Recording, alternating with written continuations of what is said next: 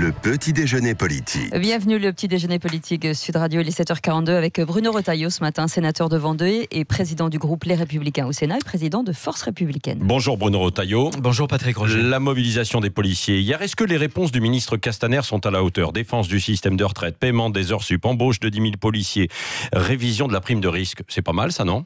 Non, mais il n'a pas été au fond des choses. Nous avons fait il y a un an au Sénat une commission d'enquête parce que nous avions constaté il y a 2 ans un pic dans le suicide, notamment des policiers et des gendarmes. Et bien sûr qu'il y a des questions de moyens. Il y a 22 millions d'heures supplémentaires qui ne sont pas payées. Mais ça n'est pas qu'une question de moyens. C'est aussi une question de considération. On a d'un côté une société qui est de plus en plus violente vis-à-vis des forces de l'ordre. Et on voit bien qu'il y a, pour des délinquants, parfois une impunité. J'ai auditionné, moi, des policiers, notamment d'un grand syndicat, qui me disait qu'il y en a marre lorsque on a des dealers qui sont des mineurs, souvent, et bien sûr, ils les prennent, ils les remettent à la justice, et quelques jours après, ces dealers, ils les retrouvent dans la rue, en train de les narguer. Donc le rapporteur à l'époque de cette commission d'enquête, qui était le sénateur François Grosdidier, avait une image que je trouve excellente. Il avait dit, les gendarmes et les policiers ont le sentiment d'être sur un vélo, de pédaler sur un vélo qui n'a pas de chaîne.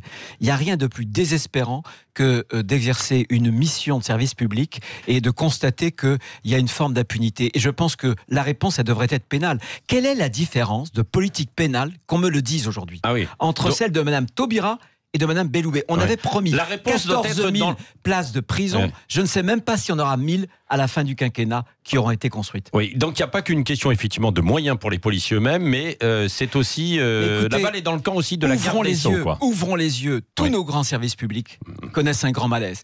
On a aujourd'hui, puisqu'il y a une jeune directrice d'école maternelle qui s'est suicidée, voilà, et il y a un mouvement chez les enseignants. Donc l'école, les urgences, le service public de la santé, et puis bien sûr les policiers, avec les pompiers aussi, services de sécurité civile. Tous les grands services publics français sont en crise. Que fait le président de la République? Est-ce qu'il ne faudrait pas un grand débat autour de ces thèmes alors? Non. Je vous vois venir. Mais justement, le problème aujourd'hui, c'est que Emmanuel Macron n'est pas tellement un hyper-président, c'est d'abord un hyper-candidat.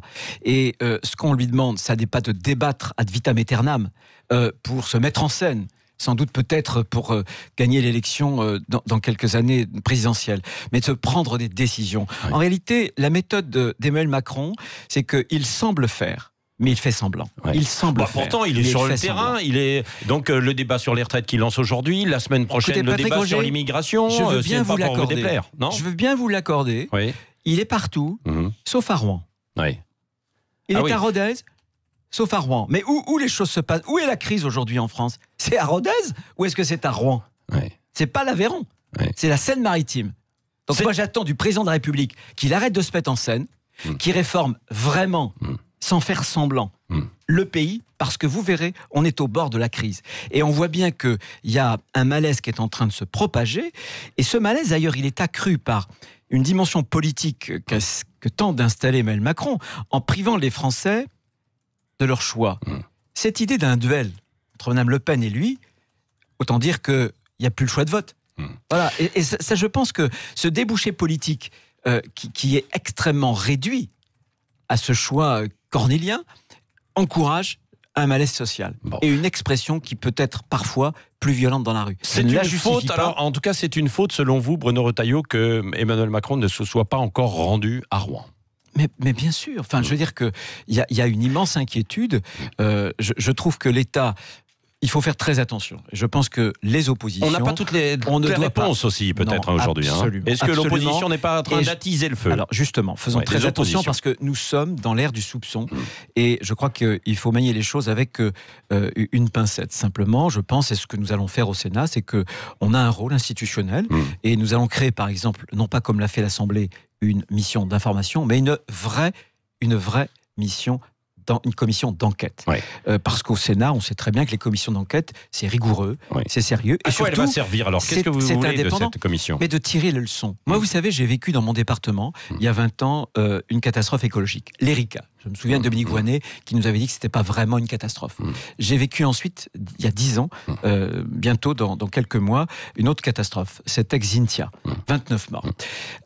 Donc il faut y faire attention, mais chaque catastrophe, on doit en tirer les leçons pour que ça ne se reproduise pas. L'objectif de la commission d'enquête, ça sera d'éclairer bien sûr les choses, de voir comment on peut améliorer le système. Ça sera d'apporter de la transparence. Je vous annonce à ce micro que nous avons déjà présélectionné, le Sénat, 3 grands cabinets incontestables pour qu'on puisse avoir nos propres informations indépendantes. Sur quoi ? Scientifique, alors Scientifique, bien sûr. Oui. Scientifique. Sur les produits, sur la manière dont on gère la crise. Produits, sur quoi alors ? La grande question, c'est que quand ces produits brûlent ensemble, ils produisent autre chose que 1 + 1 font 2, si j'ose dire. C'est-à-dire qu'ils se recombinent, les molécules, et c'est là qu'on ne sait pas. Et je veux dédouaner le gouvernement. Ceux qui pensent que le gouvernement est en train de mentir se trompent. Votre commission d'enquête, elle est sur le long terme. Là, on veut aussi des réponses sur le court terme, non, Bruno Retailleau ? Non, mais une commission d'enquête, il faut être sérieux. Justement, on est attaché très court au piquet de l'instant. Une commission d'enquête,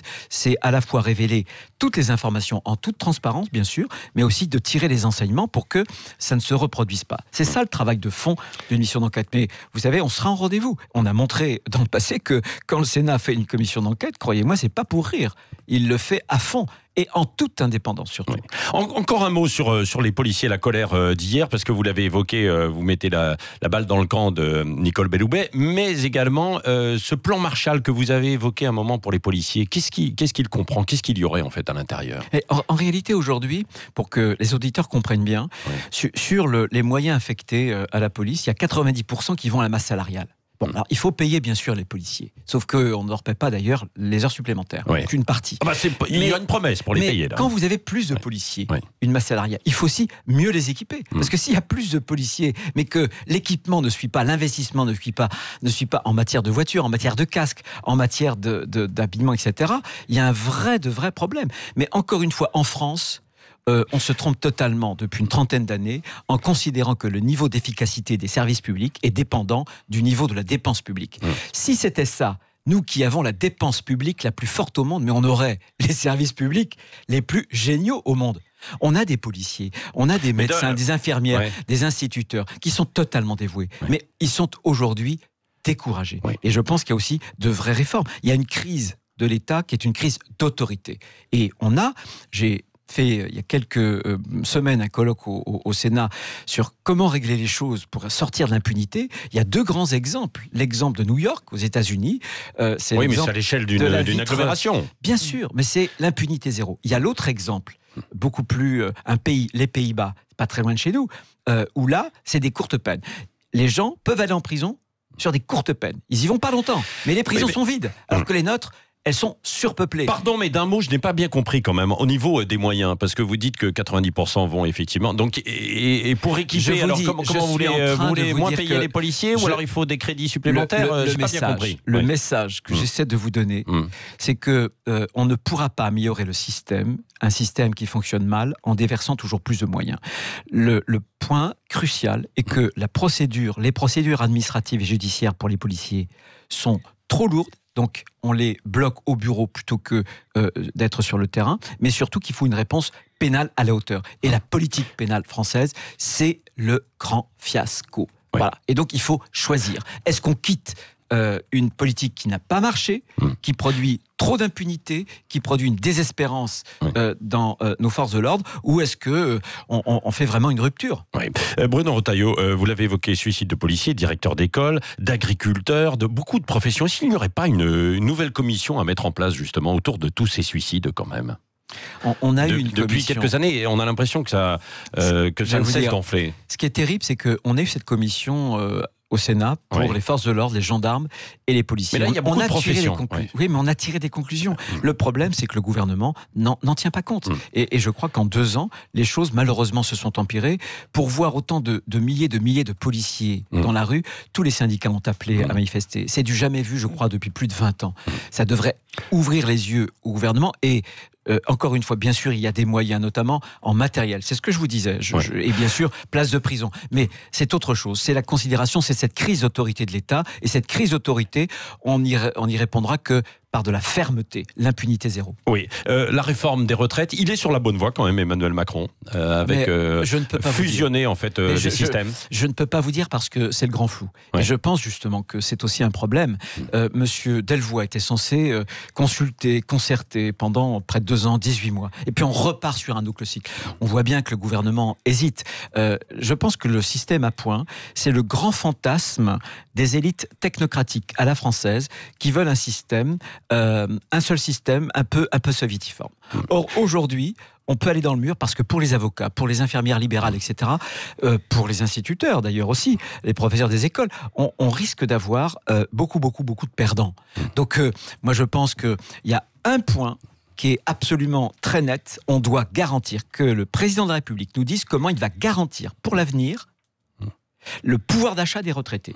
Il refuse, il a pris un engagement pendant sa campagne de ne pas reculer l'âge de départ légal à la retraite au-delà de 62 ans. C'est intenable. La proposition que je fais, vous voyez que on peut être dans l'opposition, mais aussi faire des propositions exigeantes, c'est de repousser progressivement à 64, puis 65 ans. Pourquoi ? Parce que là, on dit à nos retraités, on garantit le pouvoir d'achat. Qu'est-ce qu'il a fait, Emmanuel Macron ? Après 65 ans, donc vous êtes 64 ans, puis sur une dizaine d'années. Je veux dire que, voilà. Vous savez sur que toutes les professions. Mais attendez, je veux dire là aussi, parce qu'il faut comprendre les choses. Moi, je suis pas un démagogue. Quand Monsieur Mitterrand, en 81, passe la retraite de 65 à 60 ans, l'espérance de vie est de 74 ans. Aujourd'hui, l'espérance de vie est à 83 ans. On sait bien qu'il y a un problème. Or là, qu'est-ce qui va se passer ? Dès cette année, la branche vieillesse de la sécurité sociale, elle plonge dans le rouge. Et donc, M. Macron est rattrapé par la patrouille. Il ne pourra pas, nous ne pourrons pas attendre 2025 pour faire une réforme du système. Je propose donc qu'il y ait ce recul de l'âge pour garantir, le pouvoir d'achat des retraités, pour augmenter les petites retraites. Mais et pas pour tout le monde, si. Pas pour tout le monde, si. En fonction des difficultés de la pénibilité. Stop. Attendez, une réforme, c'est une bonne réforme. C'est quoi une bonne réforme ? C'est une réforme, évidemment, qui conserve le pouvoir d'achat retraité. C'est une réforme qui préserve l'équité. Plus de régimes spéciaux, évidemment. Oui.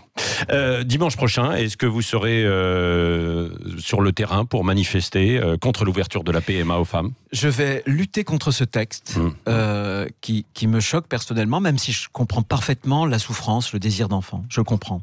Simplement, si on estime que les enfants n'ont pas besoin de père, qu'on me le prouve. Qu'on me le prouve. Si je veux dire que moi je suis prêt à être convaincu. Si scientifiquement on dit les enfants n'ont pas besoin de père, on le prouve. S'il y a une hésitation, pourquoi est-ce que on n'utiliserait pas le principe de précaution ? On a joué les apprentis sorciers sur l'environnement, sur la nature. Et là, on est prêt à faire sauter toutes les limites. Donc, moi, je pense qu'il faut y aller responsablement. Je ne manifesterai pas parce que... Pourquoi ? Parce que, contrairement au mariage pour tous, je trouve que on est en train de faire éclater les clivages. Il y a beaucoup de voix de gauche, je pense à Sylviane Agacinski, à Natacha Polony, à José Bové, et à bien d'autres qui rejoignent cette position, la position que j'exprime. Et je pense qu'il ne faut pas trop politiser cette manifestation, mais je comprends très bien, et j'encourage ceux, d'ailleurs, qui veulent s'exprimer à pouvoir le faire. Simplement, moi, je peux me manifester, si j'ose dire, sans manifester, puisque voilà, vous me donnez la parole, et j'aurai aussi la parole au moment de l'examen par le Sénat de ce texte. Bruno Retailleau, le mot de la fin avec Cécile de Ménibus. Julia Aubert et Guillaume Larrivé, deux prétendants à la présidence des Républicains, apportent leur soutien à Éric Zemmour au nom de la liberté d'expression. Ils ont signé donc la pétition. Est-ce que vous allez la signer aussi, vous ? Ah non, ça vraiment, les pétitions, c'est pas mon truc. Mais est-ce que vous soutenez ? C'est pas mon truc. Parce que là encore, quand on est parlementaire, écoutez, moi, en tout cas, je suis absolument réfractaire à la dérive d'une judiciarisation du débat public. Ça ne m'empêche pas de ne pas être d'accord avec Éric Zemmour. Je pense que moi, je suis... Vous êtes d'accord sur tout ce qu'il a dit ? Non, ça ne m'empêche pas de ne pas être d'accord. De ne pas être d'accord. Pardon. Oui. On avait compris, ça ne m'empêche pas d'être d'accord. Ça ne m'empêche pas de ne pas être d'accord avec Éric Zemmour. Tout simplement, je pense que la politique, ça n'est pas de se rendre à la fatalité. C'est de porter aussi une espérance. Je pense que la politique, ça n'est pas d'organiser ou de susciter une discorde civile, c'est au contraire d'organiser une concorde civile. Et c'est la raison pour laquelle je pense qu'il faut à la fois combattre le politiquement correct et voir ce que l'on voit et le dénoncer.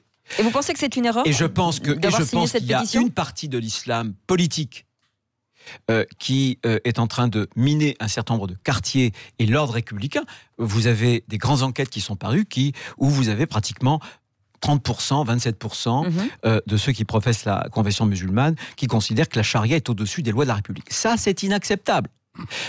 Nous allons proposer au Sénat une proposition de loi pour interdire les femmes voilées dans les sorties scolaires. Oui, mais est-ce qu'il fallait qu'il la signe, cette pétition ? Est-ce que vous êtes... Non, mais c'est...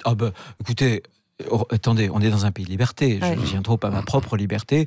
Et si je dis que je suis réfractaire à la judiciarisation du débat public, c'est parce que je pense que la liberté d'expression est importante. Mais ça ne m'empêche pas de dire pourquoi je ne suis pas d'accord avec ces propos-là. Oui. De façon calme. Merci Bruno Retailleau, sénateur de Vendée, président du groupe Les Républicains au Sénat et président de Force Républicaine, qui était l'invité ce matin de Sud Radio. Et dans un instant, on reviendra sur le Brexit avec les déclarations de Boris Johnson à Bruxelles. 7h57, c'est le Grand Matin Sud Radio. Le Grand Matin Sud Radio.